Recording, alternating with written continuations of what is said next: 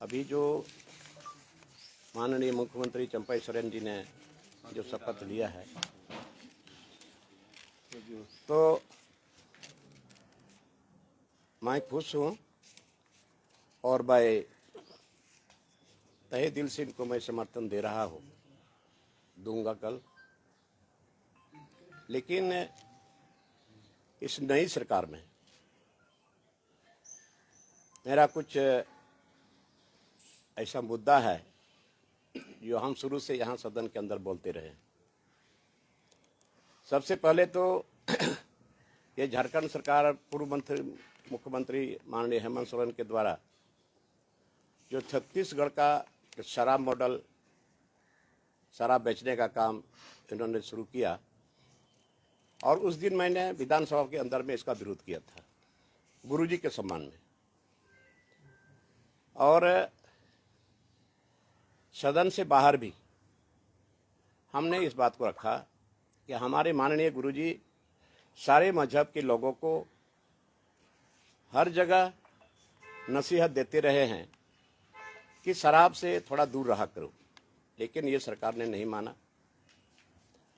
और आज मैं इस नई सरकार में, माननीय चंपई सोरेन जी की सरकार में, भाई इनसे भी आग्रह करता हूं, ये मेरा एक मुद्दा है कि आप जितना जल्द हो यहां शराब बिक्री नहीं हो, नशाबंदी इसको लागू करें। पहला ये है। और दूसरा है पी पेशा एक्ट, जो 1996 के अंदर सरकार के द्वारा बिहार के टाइम में ही दिया गया, लेकिन राज्य अलग होने के बाद झारखंड में, बिहार में नशाबंदी लागू हो गया था, तो हम भूल रहे थे, ठीक है, लेकिन झारखंड में नहीं हुआ। और ये पी पेशा एक्ट जो यहाँ के लोगों का मूल कवच है, आज ये शेड्यूल एरिया बना। आखिर शेड्यूल एरिया क्यों बना? ये शेड्यूल एरिया में खास करके आदिवासी और मूलवासियों का जमीन कैसे बचेगा, और वहाँ ग्राम प्रधान के द्वारा जो ग्राम संचालित होता है, पी पेशा एक्ट लागू होने के चलते, नहीं लागू होने के चलते वो कमजोर पड़ रहा है। ये पी पेशा एक्ट सरकार इसकी तत्काल घोषणा करे कि हम इसको लागू करेंगे। उसके साथ साथ ये राज्य जो अलग हुआ यहाँ के मूलवासी, यहाँ के आदिवासियों के लिए, और अंग्रेजों के द्वारा हमारे लोग लड़ाई लड़े थे, बलिदानी लोगों ने दी थी, खून बहाया था, बहुत लोग फांसी के तख्ते पर लटके। तो संथाल परगना में एसपीटी एक्ट बना और छोटानागपुर में सीएनटी एक्ट बना, और इस एक्ट के अधीन नियम के मुताबिक यहाँ का जमीन ट्रांसफरेबल नहीं है और न सेलेबल है। लेकिन यहाँ राज्य अलग होने के बाद इस बात को भी हमने सदन में रखा था, और इसके लिए हमारे माननीय पूर्व मुख्यमंत्री हेमंत सोरेन जी ने एक स्पेशल सत्र बुलाकर कर रही है, सत्र के अंदर में ही उन्होंने एक कमेटी का गठन किया था, लेकिन उसका भी कुछ फलाफल नहीं हुआ, जिसमें सभापति रखा गया था स्टीफन मरनी जी को। मात्र एक मीटिंग या 2 मीटिंग बुलाई थी। बाद में जिला से हम लोगों ने जो डीसी वगैरह को हम लोगों ने मांगा था रिपोर्ट कि आपके जिले में कितना कितना जमीन का ट्रांसफर इधर उधर हुआ है, उसका प्रतिवेदन देंगे, लेकिन वो भी नहीं मिला। तो आज वहाँ एसपीटी एक्ट भी लागू नहीं है और सीएनटी एक्ट भी लागू नहीं है। जब बना बनाया हुआ एक्ट है, हमारे लोगों के खून के बदौलत लिखा गया था कि यहाँ पर सीएनटी एक्ट है, वहाँ एसपीटी एक्ट है, तो इसको ताक में रख करके यहाँ जमीन का अधिग्रहण धड़ल्ले से चल रहा है। ये भी मेरा मांग रहेगा माननीय मुख्यमंत्री चंपई सोरेन जी से कि आप इसको सख्ती से लागू करें और जल्द लागू करें। और इसके बाद ग्राम सभा, कहीं भी ये भी मेरा प्रश्न आया था सदन के अंदर में कि यहाँ पर जितना खान खदान चल रहा है वो बिना ग्राम सभा के ही चल रहा है। फर्जरी, कहीं की तो फर्जरी बताया था।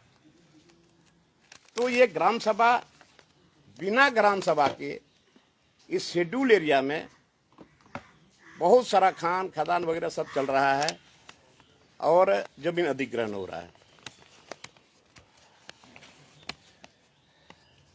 और हम इस सरकार से ये भी मांग करेंगे कि यहाँ पर विस्थापन आयोग का गठन हो। आज कितने लोग विस्थापित हो चुके हैं। अभी धनबाद में आप जाएंगे, जो जमीन के मालिक है उसके खेत के नीचे, उसके खेत के नीचे, जमीन के नीचे कोयला है, अबरक है, तांबा है, यूरेनियम है, लेकिन इतने लोग विस्थापित हुए हैं, बहुत लोग ट्रेसलेस हो गए हैं। तो मैं इस सरकार के नई सरकार से मांग करता हूं कि आप विस्थापन आयोग का गठन करें ताकि यहाँ के लोगों को जगह मिले और अपना रह सके। तो आज विस्थापन आयोग का भी गठन नहीं हुआ। और उसके साथ साथ और एक डिमांड है मेरा,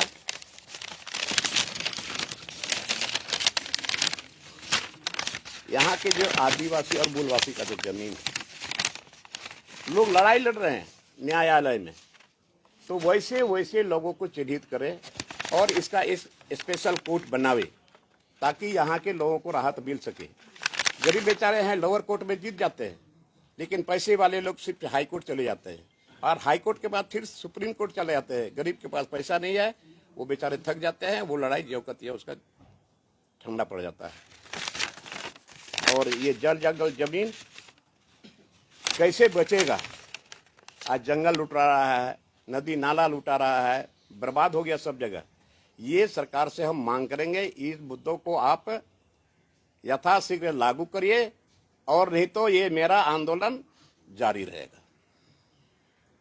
सीधी सी बात, मैं समर्थन दे रहा हूं, समर्थन दूंगा, आपके साथ मैं रहूंगा, लेकिन ये जो मुद्दा मेरा है आप इसको यथाशीघ्र लागू करिए, नहीं तो फिर हम अपना रास्ता अलग खोजेंगे। चंपई जी से सरकार गठन के बाद बात हुई आपकी उनसे? बात करेंगे हम, बात नहीं हुई। बात करेंगे हम, लेकिन आज आपके माध्यम से इस नई सरकार को हम ये अपना डिमांड हम बता दे रहे हैं ताकि उसके तक पहुंचे, सरकार तक पहुंचे और इस पर विचार करें और इसको यथाशीघ्र झारखंडियों के हित में, मूलवासियों के हित में लागू करें। को क्या लगा? आज यहाँ स्थानीय नीति नहीं बना, कौन है स्थानीय, अभी तक उसका चिन्हितीकरण नहीं हुआ।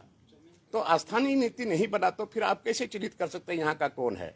तो 1932 का खतियान हो या अंतिम सर्वे सेटलमेंट हो, आप इसको एक आधार बना करके स्थानीय नीति लागू करिए और स्थानीय नीति लागू होगा तो नियोजन नीति भी लागू होगा। शिबू सोरेन जी से आपकी मुलाकात हुई, क्या बात है? शिबू सोरेन जी देखिए, गुरुजी के पास हम गए थे, मिलने के लिए मैं गया था, बहुत दिनों से नहीं मिला था और मिलने के बाद हाल चाल पूछे, उन्होंने भी हमको पूछे कि कैसे हो, हमने ठीक ठाक है। इसके बाद बगल में सत्तू रखा हुआ था, बोले सत्तू पियेंगे, तो हम गुरुजी बोले तो इशारा किए कि आप पी लो। हम सत्तू पी लिया और हाल चाल पूछ कर वो पूछ लिया।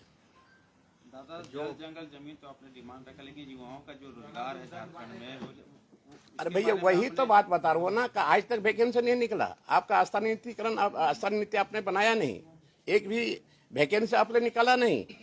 तो इस नई सरकार से हमारा उम्मीद है, हमारा भरोसा है, हम दिल खोल करके समर्थन दे रहे हैं। लेकिन अगर ये नहीं करे तो फिर बाद में देखा जाएगा। हम तो आंदोलन करेंगे और हमारा मांग इस बीजेपी के लोग कह रहे हैं कि सरकार को बहुमत नहीं है, फ्लोर पर गिर जाएगी, विधायकों की संख्या नहीं। देखिए, वो तो फ्लोर पर साबित होना ही है। आप देखिए, कल ही है, कल आप देख लीजिए फ्लोर पर साबित होगा या नहीं होगा। नहीं होगा तो फिर जो विकल्प होगा देखा जाएगा। हेमंत सोरेन की गिरफ्तारी को किस तरीके से देखते हैं? देखिए, हेमंत सोरेन की गिरफ्तारी से हमको दर्द है, हमको दुख है। वो हमारा भतीजा टाइप का एक लड़का जो था, हमको बराबर चाचा चाचा बोलते थे और मैंने उनको शुरू में ही कहा था। जिस समय मैंने न्यूज 18 में मैंने बोला था पंकज मिश्रा के बारे में, उस समय हमने कहा था, तो उन्होंने हमको दूसरे दिन तलब किया, बुलाए हमको अपना चैम्बर में और उन्होंने कहा क्या क्या चाचा आप बोलते रहते हैं, विपक्ष को मौका मिलता है। मैंने कहा देखिए, मैं गुरुजी की बदनामी और आपकी बदनामी को मैं बर्दाश्त नहीं कर पाऊंगा। आपको कुछ लोगों ने आपको बदनाम कर दिया, यही काफी है, आप समझ लीजिए। और नहीं तो आप मुख्यमंत्री आप पता करवा लीजिएगा, लोबिन हम झूठ बोलता है। बहुत देर के बाद बोले कि अच्छा ठीक है, हम देखेंगे। हम बोले कुछ कार्रवाई करेंगे, लेकिन कुछ नहीं हुआ। और ये उनकी जितनी गलती नहीं है, उससे ज्यादा गलती उसका जो सलाहकार लोग है, उसके जो सलाहकार है अगल बगल में है। एक है पिंटू है, इसके बाद सुप्रिया भट्टाचार्य है, विनोद पांडे है।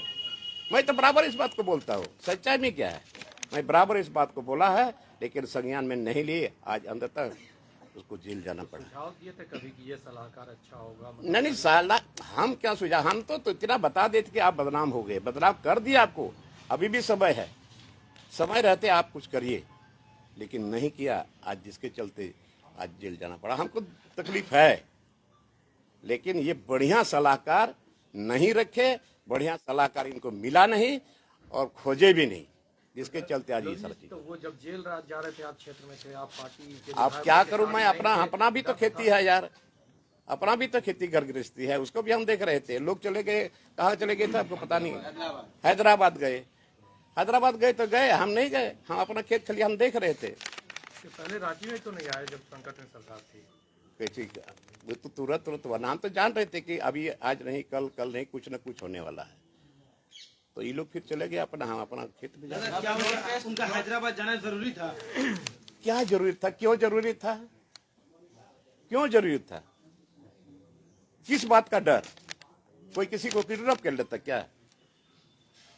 तो बिकने वाला तो कहीं भी बिक सकता है, सड़क पर बिकेगा, घर में भी बिकेगा, बाहर में भी बिकेगा। तो जब आप ठीक हो तो ठीक है, हमको कहाँ कोई फिक्र है, हैदराबाद जाने का क्या जरूरी है? जेएमएम को बाहरी ताकत चला रही है। बाहरी ताकत चलाया, बाहरी ताकत मतलब वही लोग इर्द गिर्द में रहने वाले लोगों ने चलाया। तो फ्लोर टेस्ट में पूरा प्रशासन रहेगा 5 तारीख को। फ्लोर टेस्ट में तो हम रहेंगे, हम तो बोले हम रहेंगे, इनके साथ रहेंगे और निभाएंगे भी।